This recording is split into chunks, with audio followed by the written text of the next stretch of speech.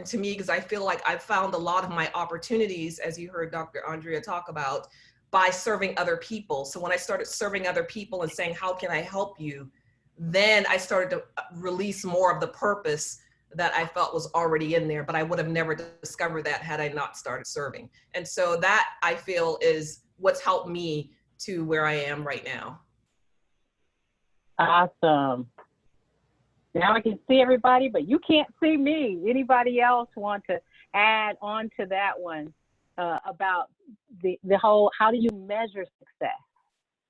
I will add to that. And Stacey, you were right on point when you said you cannot measure your success based on someone else. And I oftentimes say that when I am working, I get up every single day, right? And I get up early, and we don't have bosses. I don't have a boss other than my Lord and Savior. And when he gives you guidance and direction, you really can't look on anybody else's paper. You really have to listen to those whispers, understand. And I always say that, we have to focus on prayer and meditation, which means you're praying, making your requests known, and you're meditating, which means you're listening to what God is saying back to you, and making sure that you almost have tunnel vision around what is it that God is saying to you. If you're asking him specifically about how, why, what, whatever, he's going to give you the answer. And so there's a lot of organizations out there. There are a lot of them that may have more money than we do or whatever, but I measure my success based on the impact that I'm having on the lives of young women. And I also measure my success based on the proactiveness of people reaching out to us to continue to serve more and more. And, obviously we can't serve everyone, but I always try to make sure how, even if it's one person, I promise you, if you are to speak to one person, how did you impact the life of that one person? So I never get caught up in the numbers. I never get caught up with, oh, how many people attended my event and how many people, decided that they're going to get in this workshop or whatever. It doesn't matter if it's 1, 5, or 10. What the impact that you're having or whatever it is that you are charged with doing, you got to measure that by the purpose that you have, the alignment or your vision or your goals or whatever. And so looking on someone else's paper is the best thing that you should not do. Do not do it, because they're going to always be doing something more. They're going to always do something different that may not align to what you're supposed to be doing. So again, your talents, your abilities, your gifts all need to align to your purpose. And that purpose is going to give you guidance and direction on what it is that you need. The other thing I want to add, Dr. Bowens, is that we as Black women have worthiness issues. I know that I did.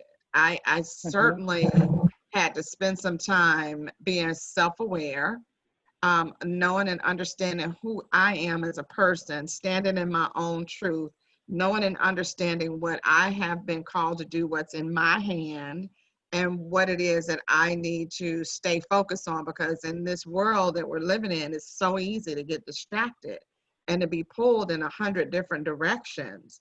And so you have to make sure that you're rooted and grounded in who you are, be self-aware, know that you are worthy, and that God will pay for what he orders. He absolutely will. So I just wanted to say to you, I measure by impact and the lives that we're touching. Awesome. Love it. The whole talk about being self-aware and kind of understanding your truth, those are words that I live by. Whenever I am faced with whether or not I want to put out that imaginary comparison stick that that you will always lose when you compare yourself to someone else. What is my truth, and being grounded in it? And before we move to some of the questions in the chat box, Amina, Dr. Devine, or Michelle, how do you measure success? Really quick, I want a perspective from everyone. We've heard impact. We've heard that wonderful definition for success. I'm writing that down, Stacey. Anybody else want to add to that, the measure? I'll just add very quickly, and I've learned this, working for God. Working for God. I have been, if anybody knows me, I'm type A, And I do a lot, and I don't mind doing a lot, but over the past 30 plus years, I have not always seen it as working for God, working for whatever employer you're working for. And that became exhausting and disappointing too often. We talk about working in corporate America. And I remember God gave me the opportunity. It's not going to sound like an opportunity, but it was 2014. I broke my ankle. And usually if you break an ankle, you just get up, put a cast on and go to work. From February to July of 2014, it was just a crash. I stayed at home, could not go anywhere. For somebody like me, that was very difficult, but God sat me down gently. He said, begin to look at me. And I went back to work in July, and I said, look, I'm working for God. I'm working for God. So working for God, and also one other phrase, living in retirement. How do you know that you've met your passion? You live in retirement. You love what you do every day. Awesome. Love it. Amina, Michelle, really quick. How do you measure? Really quick. I just usually before we move, go by two quotes. Comparison is the thief of all joy. That reminds me not to compare. And then Confucius, as they're saying, if you are doing a job that you love, then you won't be really working your job. Like you're on a constant vacation in my mind. So that's how. I'm telling you. Yeah. Excitement all the time. I love to live. Yes. Amina, measure success. I'll also give a quote because mine is based on fulfillment, not only just for other people, but for myself. And one of my favorite quotes by Brendon Burchard is that life is meant to be a vibrant, deeply felt, growing mosaic of long, meaningful moments. And I think creating those meaningful moments for myself and for other people is how I know that I'm being successful.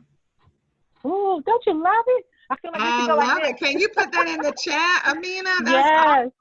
Put that in the chat, girl. Yes, please share those wisdoms, that nugget that's in there.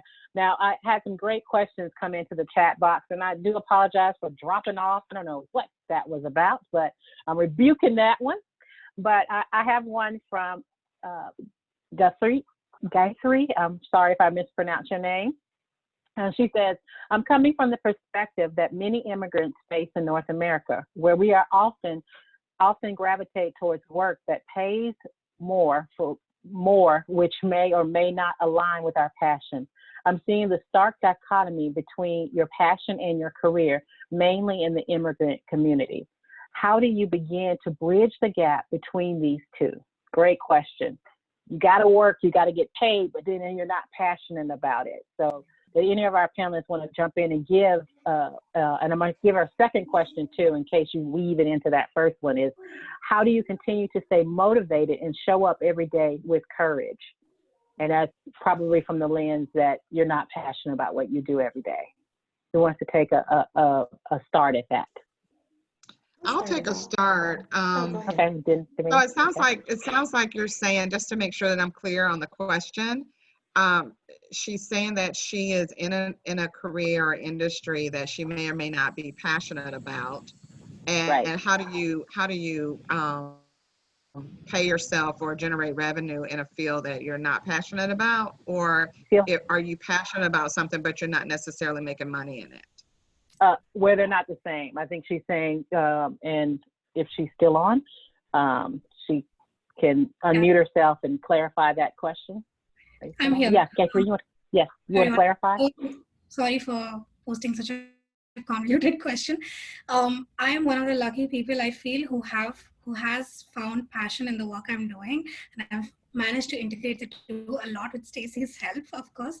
But I'm seeing this in a lot of other immigrants who move from India or Asia, and they come to America and they take up jobs that pay them because they pay them so well, because they're trying to set up a decent life. But then when you dig into a couple of layers, they're like, this is not what I really want to do. They have an idea of how to do that, but they don't have time. They don't have the courage. They don't see that as a way to make the money that they need to make to stay in the country. So how do you even begin to start integrating your work and your passion if there's a stark difference between the two? That's a very, very good question. And so I go back to what I said earlier. We should not want to be successful at the wrong thing, right? And I know that's hard to hear because we are so talented and we have a lot of things that we're good at, but it sounds like they have a skill and they're getting paid for that skill, but that's not something that they necessarily want to do. So I wouldn't say abandon it, because you got to get paid. You know, as women, we got to make sure that we are prudent in our finances and making sure that we are taking care of our families and ourselves. But then try to see if there's a way that they can still start to do those things as a side hustle, to do some of the things that they like as a side hustle or hobby or whatever. And then once you start to get in it, and I think Oprah said it best, when you are focused on something that you love, that love is going to follow you. The money is going to follow you, because again, you will get really creative. You'll start to do, you know, workshops. You'll start to train. If you know a thing, you can teach a thing. So I don't recommend women just totally abandoning their financial security. I do recommend that you start to incorporate what you're passionate about into what it is that you have to do, until you get to a point where you can then let that thing go that you're not connected to. But you have to kind of do both. And I can also add to that, it's not always easy. I'm just gonna let you guys know, it's not always easy as an entrepreneur or when you're pursuing your passion, because there are times when you go through a valley. I'm sure that Stacy and Michelle and Dr. Rickson, I mean, you guys know that we go through valley periods. Everyone will go through a valley period. And those are times when you are really getting to know yourself. Those are times where you're really getting to know and define who you are and what is it that you are purposed to do. But those valley moments, I had this one lady tell me, when I was really going through a really, really deep, tough time in this transition, because I knew what I needed to do, but it was also tough on me financially, transitioning from a high six-figure salary to not having that salary anymore, and then walking in my purpose, right? And it got really hard. It got really hard. And she said to me, you got to be willing to be broken in order to be blessed.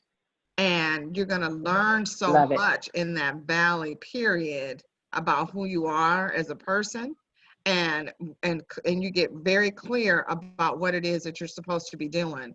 And now I can tell you, that was the best experience I could have had. Because now, without a doubt, I don't have a boss. I don't have anybody telling me to get up every morning at 7 a.m. and work 10, 12-hour days to create, design, and impact the lives of people.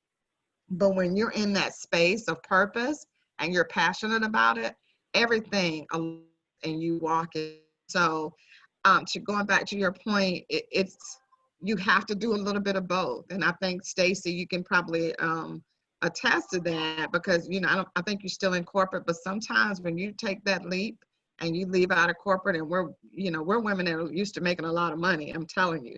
And now I'm back at a point where I feel comfortable with that and I feel secure in that. But it's not an easy leap. You got to really make sure that you're standing and thinking and processing and getting very clear about what it is that you're supposed to do.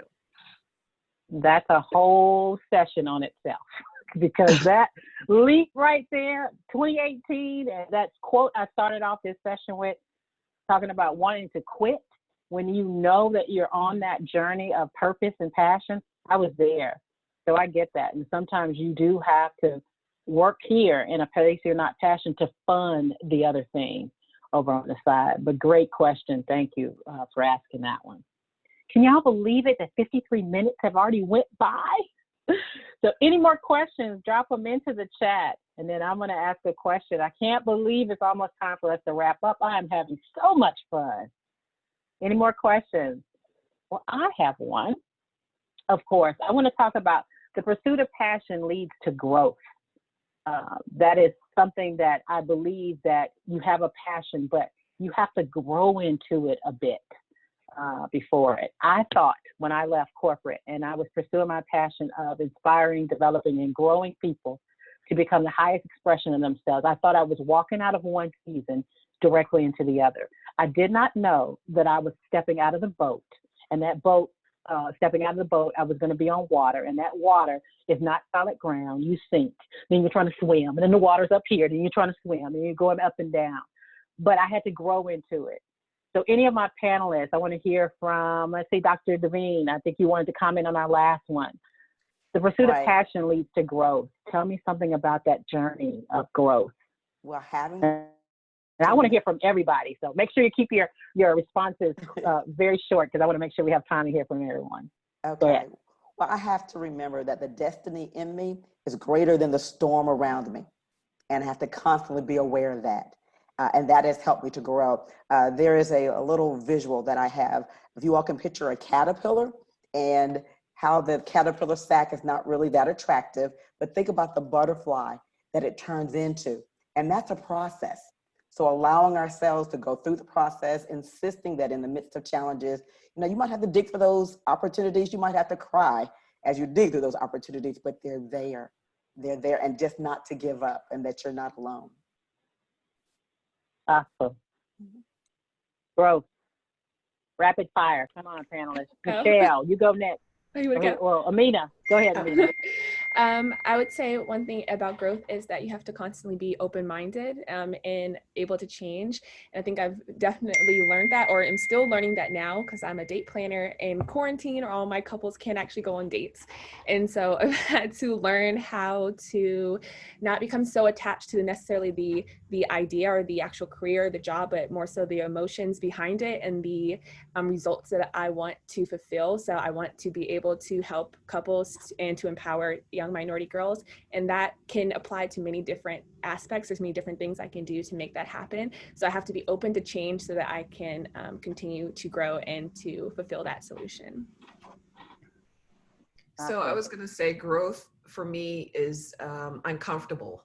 And so you're going to have to get comfortable with being uncomfortable. My first semester in the PhD program, I quit. Like, I didn't literally quit, but I checked out for 2 semesters, and I had to really understand, is this what I really wanted to do? And those 2 semesters that I took off, I couldn't see me achieving my goals without having go through this process. And so going back into the program 2 semesters later meant that I had to give up social media. I had to give up going out with my friends. Like, I had to literally clear my schedule and focus on, work, because that's what pays me. And then this program, which is really full time. And so I think through the growth, you're going to have to make some hard decisions. The good news is I have a lot of people around me who support me in my decision. And so they were there for me. And I think you're going to have to figure out who those people are while you're going through this growth. But if it really means that much to you, then you're going to go through that uncomfortableness, and you're going to see later on that you've overcome what you needed to overcome to get to that next level. And so I'm really happy that I didn't quit, and I stuck to it, and I just, made whatever changes I needed to make in order to make it a reality, because now I'm in the dissertation process, and I couldn't be happier. Awesome. Wow. Michelle. Great. That's what Live Live stands for. Like, one acronym that goes with that is lead, invest, visualize, and evolve. It is all about the evolution. And as that beautiful butterfly you said, it can be painful. Like, I'm evolving with this in the midst of virtual schooling. So you could probably hear me going, shh, if I didn't have my mute on and everything else. I feel it. Mine are around the corner, Maxine. Yeah, you know what? I have 3 things that I do for my own personal growth, and it's real simple. It is prayer, it is meditation, and that meditation is so important. And when I say meditation, that is prayer, making a request, meditation, sitting and listening to what God is saying back to you. And then my big thing that I have to do that I've not always done well is my own sacred self-care. Meaning, we're so nurturing, and we're so giving, and we're taking care of everybody, and we're pouring out to everybody and doing everything for everyone else, but we don't take the time to care for ourselves. And at my age, at this point, that sacred self-care for me, it's so critical in order for me to continue to pour out and give. And that takes work for me. It really takes a lot of work for me to give back to myself. And that's growth when I do that. Awesome. Awesome. And I know we're out of time, and I had some great questions that just came in the chat box, but I do want to mention a couple of them before we kind of wrap up our hour here today, is about roadblocks. There was a question about how do you handle when you get negative pushback and those roadblocks that are in the way in your pursuit of passion.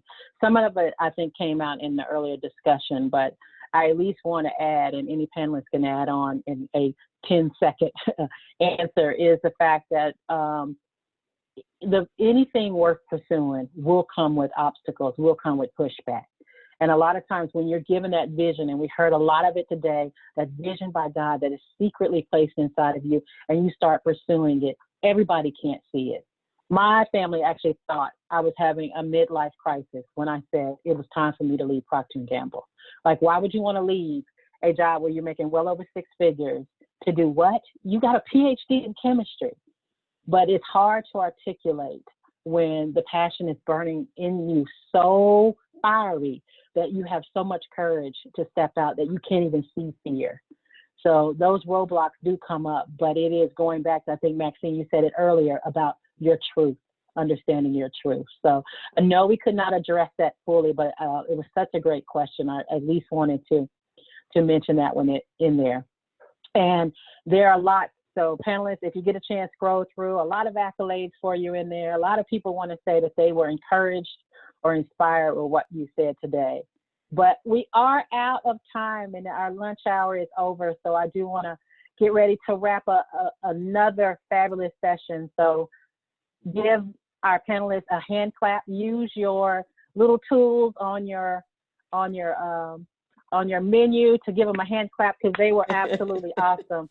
You guys exceeded my expectations. I feel like I celebrated it. I learned some nuggets that I'm going to take with me, and I'm so mad the recording was messed up, but maybe this is one of those things you had to be here to hear it in order to get the nuggets, and it wasn't about recording.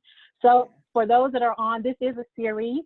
It is a 6-month series. I started in May.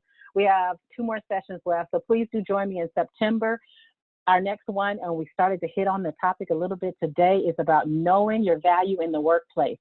And if you think these ladies hit it, my next group of panelists will do the same in terms of helping us as women to understand our value in the workplace. Complete the survey. I do want to put a nugget out there, is I am launching a 4-part mastermind, and that's coming soon, called Slaying Your Invisible Dragon.